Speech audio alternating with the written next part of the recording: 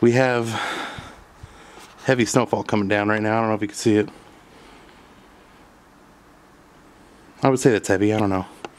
I'm not too experienced with snow, but there is a definite snow cover here. You can look at the lights, they're buried. Kind of neat. But yeah, just thought I would show you.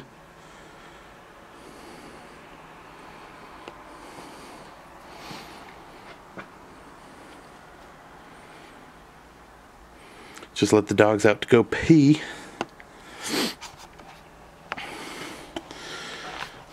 So I just thought I'd make a, oh, white balance. White balance. My face is not lined up.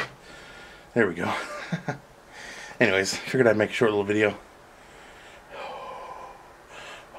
I don't know if you can see that or not, but it's freezing and my fingers are tingling. Oh. We're supposed to get like 6 inches, and I'll be damned if we're like not almost there already. It's supposed to snow up until like, I don't know, like 3 this afternoon, so we'll have to see.